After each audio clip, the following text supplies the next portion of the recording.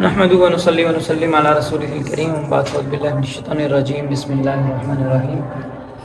آج ہمارا سبق نمبر 17 ہے، حضرت اسماعیل کی پیدائش اور ذبح میں۔ سب سے پہلے تو کتاب مقدس میں ایک بڑی جنگ کا ذکر ہے جس میں 4 بادشاہ شمالی علاقے کے آتے ہیں اور 5 بادشاہ جنوبی علاقے کے ہوتے ہیں۔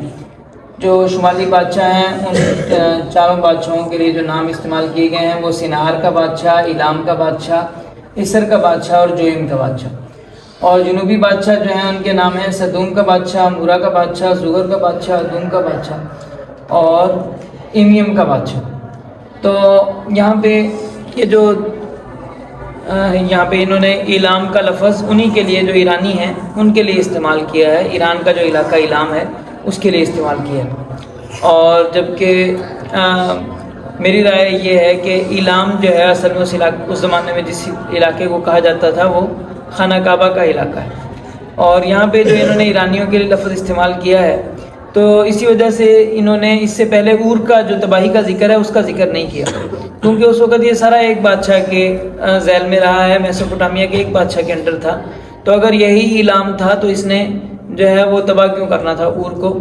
اور ایلامی بادشاہ بظاہر وہ ہے جو کہ خانہ کعبہ کے علاقے کے اندر جو بادشاہ ہے۔ تو البتہ اس میں ایک بڑی جنگ کا ذکر ہے، اور اس میں جو اس علاقے کا جو بادشاہ ہے اس کو ایمیم کا بادشاہ کہا گیا۔ جو اب ایمیم کا بادشاہ کہیں آگے پیچھے ذکر نہیں ہے، صرف اسی جگہ پہ ذکر ہے۔ بظاہر یہ جو اب اس کو کیونکہ ایلام اس کو کر دیا تو عدت والا جو ایلام کا لفظ تھا اس کو کیا کر دیا، ایمیم کر دیا، اور تاکہ جو ہے وہ جو اشتباہ پیدا کریں اور اصل بات جو ہے لوگوں سے چھپا کے رکھیں۔ تو بہرحال ان 5 کا ان 4 سے مقابلہ ہوا۔ بظاہر یہ نمرود کے مرنے کے بعد کی بات ہے کہ نمرود کے مرنے کے بعد وہاں پہ اس کی اولاد جو ہے وہ 4 حصوں میں تقسیم ہو گئی ہوگی، اور جو ہے وہ 4 بادشاہ ہوں گے، یا یہ کہ 2 حصوں میں تقسیم ہوئی تھی، 2 اور کوئی مصر کا یا کوئی اور بادشاہ جو ہے ان کے ساتھ مل گیا تھا۔ تو یہ بہرحال یہ 4 تھے، اور دوسری طرف جو اس علاقے کے لوگ تھے اس میں 5 بادشاہ تھے۔ اس میں ایک بادشاہ، بعض روایات سے یہ ثابت ہوتا ہے کہ حضرت ذوالقرنین بھی اس وقت موجود تھے، اور حضرت ذوالقرنین علیہ السلام سے حضرت ابراہیم علیہ السلام کی ملاقات ہوئی تھی، اور اس کو جو ان کے لیے حضرت ابراہیم علیہ السلام نے جو ہے وہ صدق سالم، ملک صدق سالم اس کے لیے لفظ آیا ہے۔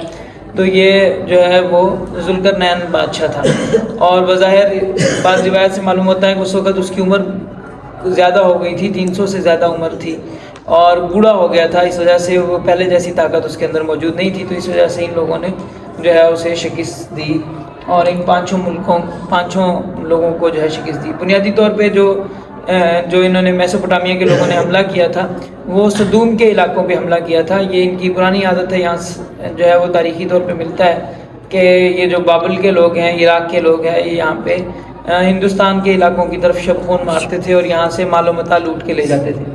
تو جب یہ یہاں پہ حملہ کر کے گئے تو جو بادشاہ تھے وہ سائڈ میں ہو گئے، اور یہاں کا ساز و سامان جب لے کے گئے تو اس میں حضرت لوط علیہ السلام، ان کے اہل خانہ وغیرہ کو بھی یہ قیدی بنا کر لے گئے، اور جو مال و متاع تھا وہ لے گئے۔ تو کسی نے جا کے حضرت ابراہیم کو بتایا، تو حضرت ابراہیم علیہ السلام نے رستے میں ان پہ اوپر شب خون مارا، اور ان کو جو ہے حضرت لوط علیہ السلام اور ان کے گھر والوں کو، ان کے مال و متاع کو وغیرہ کو بچا لیا۔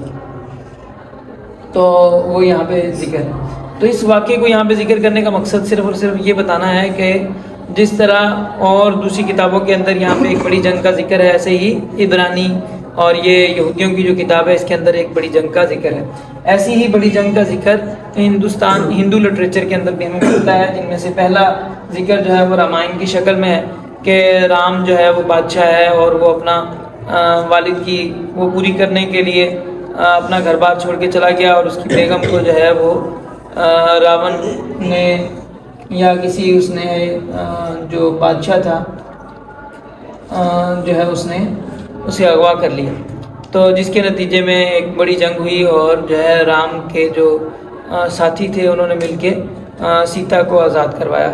تو یہ جو ہے ایک رامائن کے اندر ایک بڑی جنگ کا ذکر ہے۔ اور دوسرا جو ہے وہ مہابھارت کے اندر ایک اور کتاب ہے، اس کے اندر بھی ہندو ادب میں اس میں ایک بڑی جنگ کا ذکر ہے، جس میں 5 پانڈو تھے اور 100 سے زیادہ کورو تھے.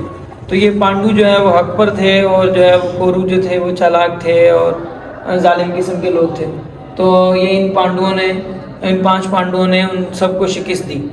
تو یہ بھی لفظ بھی تھوڑے سے اس سے مل رہے ہیں کہ یہاں پہ جو حضرت ابراہیم علیہ السلام کی طرف کے جو بادشاہ تھے یہ 5 تھے، اور یہاں پہ اس میں جو کہانی کے اندر جو ہے وہ 5 پانڈو ہیں. تو بہرحال یہ من جملہ بتانا یہ مقصود ہے کہ اس طرح کی ایک بڑی جنگ کا ذکر ہندو لٹریچر میں. البتہ فرق دونوں میں یہ ہے کہ ہندو لٹریچر میں کیونکہ اس کے بعد وہ میسوپوٹامیہ والوں کے قبضے میں آ گیا اور انہوں نے دیومالائی کہانیاں سنائیں کہ جو ہے انسان جو ہے وہ پتھر کا اوتار، چاند کا اوتار ہے اور زہرہ کا اوتار ہے، اور اسی طرح جو ہے وہ انسان چاند بن جاتا ہے، خدا بن جاتا ہے اور خدا انسان بن جاتا ہے. تو اس کے بظاہر جو اصل کہانیاں ہوں گی وہ ساری دب گئی اور انہوں نے اس میں دیومالائی کہانیاں اس کے اندر جو ہے وہ ایڈ کر دی. ممکن ہے. اور اس میں جو رام اور کرشن جو شخصیات ہیں ان کے بارے میں بعض بر صغیر کے علماء کا خیال رہا ہے کہ یہ کوئی ممکن ہے کہ یہ کوئی نبی ہوں، اور کیونکہ ان کی بظاہر اس میں بہت ساری اچھی صفات ان میں بتائی گئی ہیں کہ ان میں عاجزی ہے، دوسروں کے کام آتے ہیں، اپنے آپ کو اپنا نقصان کر لیتے ہیں لیکن دوسرے کا فائدہ کرتے ہیں، اور یہ ساری صفات جو ہے اچھی صفات ہیں. تو یہ ممکن ہے کسی بھی نبی کے اندر ہو سکتی ہیں. البتہ ان میں جو دوسری انہوں نے بہت ساری فحاشی کے الفاظ انہوں نے بڑھائے ہوئے ہیں، تو یہ تو اپنی طرف سے ان کی تعریف کرتے ہوئے اس طرح کے الفاظ ان میں ایڈ کرتے ہیں، لیکن اللہ سبحانہ و تعالیٰ نے انبیاء کو ہر طرح کی برائی سے اور بے حیائی سے پاک رکھا ہے. تو اگر وہ انبیاء ہیں تو ان کے بارے میں یہ کہانیاں جو انہوں نے بڑھائی ہیں یہ اضافی ہیں، اور یہ فضول قسم کی کہانیاں انہوں نے اپنی طرف سے لگائی ہیں. البتہ جو جس طرح کی جو خصوصیات انہوں نے بتائی ہیں رام کی اور کرشن کی، تو اس سے ممکن ہے کہ رام ہی جو ہے حضرت لوط علیہ السلام کے لیے یہ لفظ استعمال ہو یا ان کی اولاد میں سے کسی کے لیے استعمال ہوا، اور کرشن جو ہے حضرت ابراہیم علیہ السلام کے لیے استعمال ہوا ہو، کیونکہ بہت ساری باتوں میں حضرت ابراہیم علیہ السلام کے واقعات کے ساتھ اس میں مناسبت موجود ہے. البتہ بہت ساری برائیاں اس کے اندر ہیں جو کہ انبیاء کرام اس سے پاک ہیں، وہ اس میں نہیں ہو سکتی. البتہ اس واقعے کے بعد، اس جنگ کے بعد حضرت ابراہیم علیہ السلام کو اولاد کی تمنا ہوئی، تو اس کے بعد ہی وہ 4 جانوروں کا واقعہ ہے کہ 4 جانوروں کو ذبح کر کے الگ الگ اس پہ رکھا، اور اللہ نے کہا کہ آپ آواز دیں تو جمع ہو جائیں گے. اسی طرح جس طرح اللہ تعالیٰ نے ان کو ممتاز فرما دیا، اسی طرح آپ کی اولاد کو ممتاز فرمائے گا. اور حضرت سارہ علیہ السلام نے مصر سے جو ہے اب آئے ہوئے 10 سال ہو گئے، مصر گئے تھے واپس آئے تو 10 سال ہو گئے. اب 10 سال کے بعد حضرت سارہ نے ان کی اپنی اولاد نہیں ہوئی تو اولاد کی ان کو بھی خواہش ہوئی، تو انہوں نے کہا کہ حضرت حاجرہ جو ان کی باندھی تھی حضرت ابراہیم کے حوالے کی، اور کہا کہ اگر اللہ تعالیٰ آپ کو بیٹا دے تو ہمارا مشترکہ بیٹا ہوگا. تو حضرت حاجرہ کے جو ہے وہ جب حضرت ابراہیم 86 سال کی عمر کے تھے کتاب مقدس کے مطابق، تو حضرت اسماعیل علیہ السلام پیدا ہوئے، اور اس کے بعد یہاں پہ 99 سال کی عمر میں حضرت اسحاق کی پیدائش کا ذکر ہے. اور اس کے بعد انہوں نے ذبیح جو بنایا ہے وہ ان کے مطابق، یہودیوں کے مطابق ذبیح کون ہے؟ حضرت اسحاق ہے. اور اللہ رحم فرمائے، ہمارے بہت سارے لوگوں نے کتاب میں جو ہے یہ ثابت کرنے کی کوشش کی، کیونکہ ان کی کتاب میں ذبیح اسحاق ہے تو ہماری کتاب میں نام نہیں لکھا تو یہ اسحاق ہی ہوگا. تو جب اللہ کے نبی صلی اللہ علیہ وسلم نے فرما دیا کہ میں ذبیح کی اولاد ہوں اور جو ہے حضرت اسماعیل ذبیح ہیں، تو ان کی کتاب تو تحریف شدہ ہے، یہ تو اپنی مرضی کے لیے کچھ بھی بدل دیتے ہیں، تو ان کی بات کا کیا اعتبار کیا جا سکتا ہے. دوسری طرف یہ خود جو ان کی کتاب کے جو الفاظ ہیں، اب اس میں انہوں نے 2 طرح کی تحریف کی. پہلی تحریف تو انہوں نے یہ کی ہے کہ حضرت اسماعیل علیہ السلام کا اس بات کا انکار کیا کہ حضرت اسماعیل کو شیر خاری کی عمر کے اندر ہی حضرت حاجرہ سمیت حضرت ابراہیم نے مکہ میں چھوڑ آئے تھے. پہلی بات اس کا انکار کیا. وہ کہتے ہیں نہیں، 13 سال تک حضرت اسماعیل وہیں پہ تھے، جب حضرت اسحاق پیدا ہوئے تو حضرت اسحاق کو یہ مارتے تھے، تو اس وجہ سے پھر اللہ نے حکم دیا کہ حضرت اسماعیل کو چھوڑ کے آؤ، جنگل میں چھوڑ کے آؤ. تو دوسری بات یہ کہ حضرت ذبیح جو ہیں وہ حضرت اسحاق ہیں، حضرت اسماعیل نہیں ہیں. یہ دونوں باتیں انہوں نے یہاں پہ مکس کر دی. تو اب ہم مختلف باتیں ان کی کہانی سے ہی ثابت کرنے کی کوشش کریں گے کہ ذبیح حضرت اسماعیل ہیں یا حضرت اسحاق ہیں.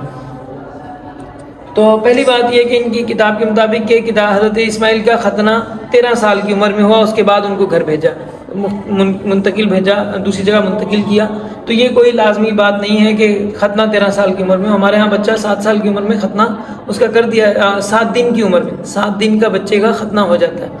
اور سنت ابراہیمی ہے 7 دن کے اس کی کا ختنہ کرنا. تو یہ یقیناً حضرت ابراہیم علیہ السلام سے آیا ہے، اور حضرت اسماعیل علیہ السلام کا ختنہ بھی 7 دن میں ہوا ہوگا. تو اسی وجہ سے حضرت اسماعیل علیہ السلام اور شیر خاری کی عمر کے اندر انہوں نے ہجرت فرمائی ہوگی. تو شیر خاری میں عمر میں ہجرت کرنے کی بنیاد ہمارے پاس یہ ہے، یہ کتاب مقدس کا واقعہ ہے. جب ہجرت کا ذکر ہے کہ دوسرے دن صبح ابراہیم نے تھوڑا سا اناج اور تھوڑا سا پانی لیا اور حاجرہ کو دے دیا اور اسے دور بھیج دیا. حاجرہ نے وہ جگہ چھوڑ دی اور بیر سبو کے ریگستان میں بھٹکنے لگی. تھوڑی دیر بعد پانی بھی ختم ہو گیا، پانی کے لیے کچھ نہ باقی رہا. اس وجہ سے حاجرہ نے اپنے بیٹے کو جھاڑی میں سلا دیا. حاجرہ تھوڑی سی دور الگ ایک تیر کی دوری جتنی جا کر بیٹھ گئی اور رونے لگ گئی اور کہنے لگی کہ میں اپنے بیٹے کو مرتا ہوا دیکھنا نہیں چاہتی. لڑکے کی آواز خدا کو سنائی دی. تب جنت کے فرشتے نے اسے آواز دی اور کہا، اے حاجرہ تجھے کیا ہوا، تو گھبرا مت، کہ لڑکے کو کی آواز کو خدا نے سن لیا ہے. اٹھو، لڑکے کو لو اور اس کے ہاتھ کو کس کر پکڑو. میں اس کو وہ کروں گا جس سے ایک بڑی قوم کا سلسلہ جاری ہوگا. اس کے بعد خدا نے حاجرہ کو پانی کے کنویں کی طرف رہنمائی کی. تو حاجرہ پانی کے اس کنویں پر گئی اور مشکیزہ کو پانی سے بھر لیا اور لڑکے کو پانی دیا. تو اب یہ یعنی اگر 13 سال کا بچہ ہے جس نے ہجرت کی ہے تو وہ اس حالت میں نہیں ہوتا کہ وہ جو ہے ایک دن کے جو ہے پانی ایک دن کے اندر ہی 1-1.5 گھنٹے کے اندر یعنی ایک دن کا پانی تو موجود تھا اور پانی ختم ہوتے ہی ماں کو فکر ہو گئی کہ کہیں بچے کی جان نہ چلی جائے اور بچے کو جھاڑی کے نیچے لٹا دیا. تو یہ 13 سال کا بچہ لیٹنے والی چیز ہی نہیں ہوتا. اور جو ہے اس کے علاوہ جو ہے وہ پانی بھر کے پھر لڑکے کو پانی دیا. تو اب اگر وہ بچہ یعنی ہوتا تو اتنا بڑا ہوتا تو وہ خود ہی پانی لے لیتا اور فرشتہ ڈائریکٹ اسی کو دے دیتا. تو اس کہانی سے، حالانکہ یہ انہوں نے کہانی بعد میں کر دی ہے، حضرت اسحاق کی پیدائش کے بعد ذکر کی ہے، لیکن یہ کہانی بتا رہی ہے، اس کے الفاظ بتا رہے ہیں کہ یہ بات کسی بچے کی ہو رہی ہے. جو حضرت اس سے یہ بات واضح ہو جاتی ہے، جو کہ حدیث سے بھی ملتا ہے کہ حضرت اسماعیل علیہ السلام جو ہے وہ شیر خوار تھے. جب حضرت ابراہیم علیہ السلام ان کو خانہ کعبہ میں چھوڑ کے گئے اور اسی دوران یہاں پہ چاہے زمزم جو زمزم کا کنواں ہے وہ دریافت ہوا اور یہیں پہ ان کے قدموں کی جو ایڑیاں تھیں، جو ان ایڑیوں سے اللہ تعالیٰ نے زمزم کا کنواں نکالا. تو جو حدیث مبارکہ میں جو بات بتائی گئی ہے وہ بالکل حق اور سچ ہے، اور وہ شیر خاری کی عمر میں ہی حضرت اسماعیل علیہ السلام ہجرت کر کے تشریف لائے تھے. اب دوسری طرف اب یہ کہتے ہیں کہ ذبی جو ہے اسماعیل نہیں ہے، ذبی کون ہے؟ اسحاق ہے. ذبی کون ہے؟ اسحاق جو ہے حضرت ابراہیم سے 13 سال تقریباً چھوٹے ہیں، 13 سے 14 سال چھوٹے ہیں. تو اب ان کی کتاب کے مطابق اگر صرف ہم ان کی کتاب کو دیکھیں تو ان کی کتاب کے مطابق جو اللہ کے لیے وقف ہوتا ہے، جو اللہ کا شمار ہوتا ہے، وہ پہلا بیٹا ہے. وہ کون سا بیٹا ہے؟ پہلا بیٹا. ان کی کتاب میں گنتی میں ہے کہ کسی بھی خاندان کا پہلوٹا بچہ یا پہلوٹا جانور خدا کو پیش کیا جائے گا. تو خدا کو پیش ہی کون سا ہوتا ہے؟ پہلا بچہ ہوتا ہے. تو جب پہلا بچہ پیش ہوتا ہے تو حضرت اسماعیل پہلے بچے ہیں آپ کی کتاب کے مطابق بھی، تو پہلے بچے حضرت اسماعیل کو پیش ہونا چاہیے. دوسرے نمبر پہ ان کا یہ کہنا ہے کہ چلو یہ اس وجہ سے پہلا نہیں ہے کیونکہ حضرت اسماعیل کی جو ماں تھی نا وہ پسندیدہ نہیں تھی. کیوں حضرت اسماعیل کیوں پہلے نہیں ہے؟ کیونکہ یہ باندی کی اولاد سے، اور حضرت جو اسحاق ہیں وہ کیا ہیں؟ حضرت سارہ کی اولاد سے ہیں. یہ مرغوبہ بیوی ہے، وہ غیر مرغوبہ بیوی ہے. یہ پسندیدہ بیوی ہے، وہ غیر پسندیدہ بیوی. حالانکہ ان کی کتاب میں اس بات کی بھی صراحت ہے کہ بیوی پسندیدہ ہو یا نہ ہو، پہلا بیٹا جو ہے وہ باپ کا ہے. پہلا بیٹا وہ ماں کی وجہ سے پہلا بیٹا نہیں ہے، پہلا بیٹا وہ کس کی وجہ سے؟ باپ کی وجہ سے. تو باپ کا جو پہلا بیٹا ہے اس کا حق جو ہے وہ ضائع نہیں کیا جا سکتا. یہ بھی ایک حوالہ نقل کیا ہے کہ ایک آدمی کی 2 بیویاں ہو سکتی ہیں، وہ ایک بیوی سے دوسری بیوی سے زیادہ محبت رکھ سکتا ہے، دونوں بیویوں سے اس کے بچے ہو سکتے ہیں. پہلا بچہ اس بیوی کا ہو سکتا ہے جس سے وہ محبت نہ کرتا ہو سکتا ہے کہ پہلا بچہ اس بیوی سے ہو جس سے وہ محبت نہیں کرتا. جب وہ اپنی جائیداد اپنے بچوں میں تقسیم کرے تو زیادہ چہیتی بیوی کے بچے کو وہ خاص چیزیں نہیں دے سکتا جو پہلوٹے بچے کی ہوتی ہیں. جو پہلوٹے بچے کا حق ہے وہ دوسری بیوی کے بچے کو نہیں مل سکتا. اس آدمی کی بیوی کے بچے کو پہلوٹے بچے قبول کرنا چاہیے اور اس آدمی کو اپنی چیز کے 2 حصے پہلوٹے بچے کو دینے چاہیے کیونکہ وہ پہلوٹا بچہ ہے. تو پہلوٹا بچہ یا پہلا بچہ جو ہے اس کا ان کے ہاں یعنی وہ باپ کی وجہ سے، بچہ تو باپ کا ہے نا، ماں تو بھلے جو بھی ہے، تو باپ کا جب پہلوٹا ہے تو جو اسے پہلوٹا ہونے کی وجہ سے جو حق حاصل ہے وہ کسی دوسرے کو نہیں ملے گا. تو یہ پہلے نمبر پہ تو ہم نے ان اصولوں کے مطابق دیکھا ہے کہ ان اصولوں کے مطابق ذبیح کون ہونا چاہیے؟ حضرت اسماعیل ہونے چاہیے. دوسرے نمبر پہ اب یہ ذبیح کا واقعہ ہے جیسے کہ ان کی کتاب میں لکھا ہے ویسے کا ویسے میں نے نقل کیا ہے. اس میں حضرت اسحاق کا نام لکھا ہے تو وہ بھی ساتھ لکھا ہو, لیکن ہم حضرت اسحاق کا نام جو ہے ایک دفعہ پڑھ لیتے ہیں, اس کے بعد ہم تھوڑا اگنور کر کے دیکھیں گے کہ یہ باتیں کس کے بارے میں ہو رہی ہیں. ان تمام باتوں کے بعد خدا نے ابراہیم کو آزمایا, خدا نے آواز دی ابراہیم نے جواب دیا میں یہاں ہوں. یہ اس کا یعنی یہ ترجمہ ہے لبیک کا. کس کا ترجمہ ہے؟ لبیک کا. اب لبیک, اب سب سے پہلے تو آپ یہ دیکھیں کہ یہ لبیک کون کہتا ہے؟ مسلمان کہتے ہیں. تو یہ ذبح کے وقت جو حضرت ابراہیم کا جو جملہ ہے لبیک, وہ آج تک مسلمانوں کی آواز ہے لبیک. تو اب اس سے بھی یہ پتہ چلتا ہے کہ جو ذبیح تھے وہ ہمارے دادا تھے, تمہارے دادا نہیں تھے. حضرت اسماعیل علیہ السلام ذبیح تھے, حضرت اسحاق ذبیح نہیں تھے. نہیں تو لبیک ہماری بجائے تم لوگ کہتے, یعنی یہودی کہتے. تب خداوند نے اس سے کہا کہ تیرا بیٹا یعنی اکلوتا بیٹا اسحاق کو, تیرا بیٹا یعنی اکلوتا بیٹا. اب لفظ وہاں پہ اکلوتا بیٹا ہے, اب انہوں نے جو ہے ساتھ انہوں نے اضافہ کر کے اپنی وہ کرنے کے, تیرا بیٹا یعنی اکلوتا بیٹا. تیرا بیٹا اور اکلوتا بیٹا دونوں باتیں کس میں ثابت ہیں؟ حضرت اسماعیل میں ثابت ہیں. حضرت اسحاق تو کبھی اکلوتے ہوئے ہی نہیں. جو بندہ 13 سال بعد پیدا ہوا ہے وہ اکلوتا کیسے ہو گیا؟ وہ تو پہلے ہی دوسرا ہے.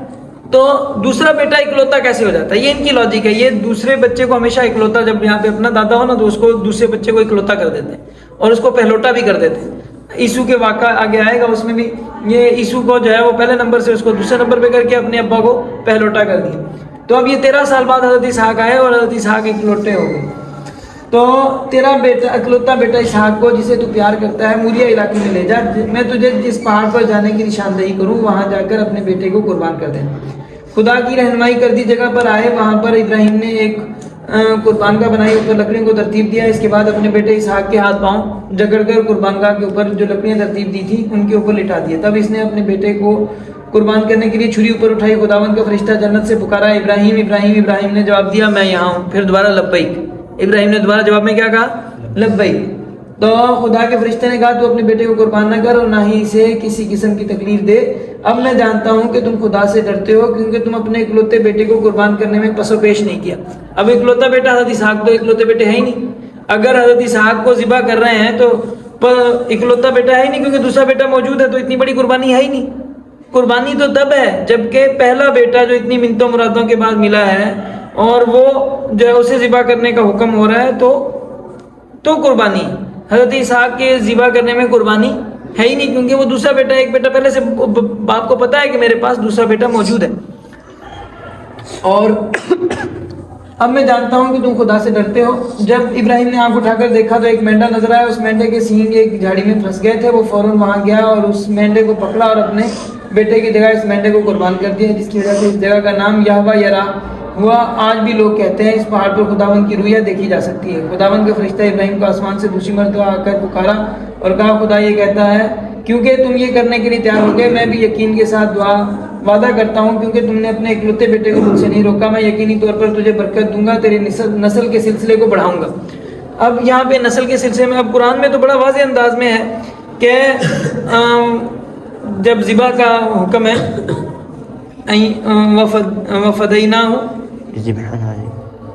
وفدیناہ بذبح عظیم وترکنا علیہ فی الآخرین سلام علی ابراہیم وبشرناہ. اس کے بعد ہے وبشرناہ باسحاق نبیا من الصالحین.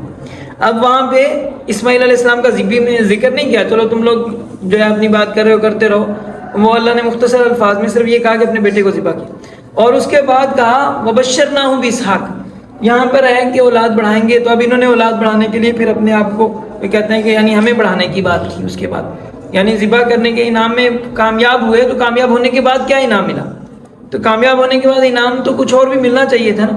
اب وہ کہتے ہیں کہ اسی کی اولاد میں سے آگے اولاد ملے گی. حالانکہ حضرت اسماعیل علیہ السلام حضرت ابراہیم نے اللہ کے نام پر دے دیے تھے, تو انعام میں ان کو حضرت اسحاق اور حضرت یعقوب ملے. اسی لیے قرآن کریم میں جب ذکر کیا گیا ہے کہ اللہ نے حضرت ابراہیم علیہ السلام کو دیے, تو انہوں نے کہا, ارشاد فرمایا ہے کہ وَوَهَبْنَا لَهُ إِسْحَاقَ وَيَعْقُوبَ نَافِلًا. اسحاق اور یعقوب ہم نے نفلی طور پہ دیے تھے. جو پہلا بیٹا تھا وہ تو اللہ کے نام پہ قربان، اللہ کے نام پہ وہ کر دیا تھا، وہ ساری زندگی اللہ کے گھر کے لیے وقف تھا، اور وہ حضرت ابراہیم نے اپنے لیے کبھی استعمال ہی نہیں کیا، اپنے مقاصد کے لیے، اپنے کام کے لیے، گھر کا سامان لانے کے لیے، گھر کی ضرورتوں کے لیے کبھی اسے استعمال نہیں کیا، وہ ساری زندگی بیت اللہ کے لیے وقف رہے، بچپن سے لے کے وہ ساری زندگی بیت اللہ کی خدمت میں رہے، اور حضرت جو گھر کے کام کاج کے لیے، جو گھر کی ضرورتوں کے لیے، جو اور جو اس گھر پہ جہاں پہ وہ حضرت ابراہیم رہ رہے تھے اس کے مالک بنے، وہ حضرت اسحاق بنے اور حضرت یعقوب بنے۔ تو یہاں پہ یہ اس کا ذکر ہے۔ تو یہ واقعہ اگر ہم حضرت اسحاق کا لفظ ہٹا کے باقی کہانی دیکھیں، آپ خود بخود سمجھ جائیں گے کہ یہ بات حضرت اسماعیل کی ہو رہی، کیونکہ اگر لفظ لکھ کے بھی آپ لکھیں تو بھی یہ آپ کو سمجھ میں نہیں آئے گا، کیونکہ حضرت اسحاق اکلوتے ہیں ہی نہیں۔ جب ایک بندہ، ایک بچہ موجود ہے، 13 سال سے موجود ہے پاس، تو اس کے بعد جو ہے وہ اکلوتا، اس کے بعد آنے والا بچہ اکلوتا کیسے ہو سکتا ہے؟ اس کے علاوہ یہودی لٹریچر میں اس بارے میں اور بہت سارے حوالہ جات موجود ہیں جن سے یہ ثابت ہوتا ہے کہ جو ذبح تھے وہ حضرت اسماعیل تھے، نہ کہ حضرت اسحاق۔ کیونکہ سب سے پہلی بات تو یہ ہے کہ ان لاویوں کے لیے جب اصول بتائے گئے تو اس میں بتایا گیا کہ ان کو کوئی زمین مخصوص طور پہ نہیں ملے گی، کوئی زمین مخصوص طور پہ نہیں ملے گی، اور وہ اللہ کے جو ہے یہ اللہ ہی کے ہوں گے اور اللہ کے جو دین ہے اس کو کام کریں گے۔ تو حضرت اسماعیل علیہ السلام نے مکہ کے اندر مقیم رہے، لیکن ہمیں تاریخی طور پہ ملتا ہے کہ حضرت اسماعیل علیہ السلام کی اپنی زندگی میں تو وہ مکہ کے حکمران رہے، لیکن وہاں پہ پانی بھی آ گیا، وہاں کے اور قبیلے آ کے آباد ہو گئے، تو حضرت اسماعیل کی اولاد کے پاس جو ہے وہ سرداری واپس باقی نہیں رہی۔ اولاد جو بعد میں سرداری جو ہے وہ ان کے ماموں کے پاس چلی گئی، جرہمی جو تھے تو قبیلہ بنو جرہم کے پاس جو ہے وہ چلی گئی۔ تو یہاں سے وہ جو ادھر والد کی جگہ تھی وہ بھی حضرت اسماعیل علیہ السلام نے نہیں لی، اور یہاں پہ بھی ان کو باقاعدہ کوئی اس وقت جگہ نہیں ملی، لیکن یہ کہ اللہ سبحانہ وتعالیٰ نے بسائی وہاں پہ، اور کوئی بسا ہی نہیں، صرف حضرت اسماعیل کی اولاد ہی بسی۔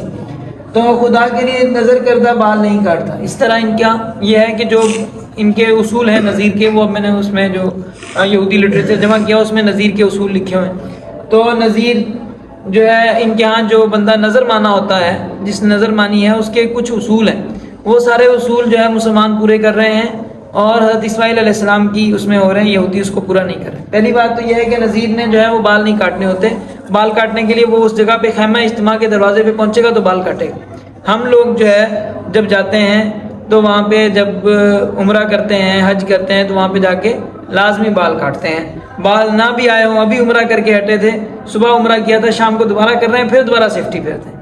تو اس کو اس حد تک جو ہے ہمارے جو حضرت اسماعیل علیہ السلام کے جو وہ ہیں وہ پورا کر رہے ہیں۔ تو اس سے پتہ چلتا ہے کہ حضرت اسماعیل کیا تھے، جو جن کی نظر مانی ہوئی تھی، جو اللہ کے لیے وقف تھے، وہ کون تھے؟ حضرت اسماعیل تھے، تو اس لیے وہ بال نہیں کاٹتے تھے۔ اسی طرح وہ جو ہے وہاں پہ جو ہے جب بال کاٹتے ہیں تو اس وقت قربانی بھی ساتھ جلاتے ہیں، پہلے قربانی جلاتے ہیں، اس کے بعد جو ہے وہ اپنے بال کاٹتے ہیں، اور وہ جو قربانی کے لیے جو آگ لگی ہوتی ہے وہ بال اس میں ڈالتے ہیں۔ ان کے ہاں، ان کی کتاب میں یہ، تو ہمارے ہاں ذبح حج کے موقع پہ قربانی کرنے کے بعد جو ہے وہ بال کب کاٹے جاتے ہیں؟ پہلے قربانی کی جاتی ہے، پھر بال کاٹے جاتے ہیں۔ اسی طرح جو لبیک کا لفظ ہے جو اس سارے واقعے کے اندر بار بار آ رہا ہے، تو وہ بھی حضرت ابراہیم علیہ السلام کے بارے میں پورا ہو رہا ہے۔ اس کے علاوہ بھی اور بھی بہت سارے جو ہے قرائن و شواہد موجود ہیں جن سے یہ ثابت ہوتا ہے کہ ذبح جو ہے وہ حضرت اسماعیل تھے، حضرت اسحاق نہیں تھے۔ وآخر دعوانا الحمدللہ۔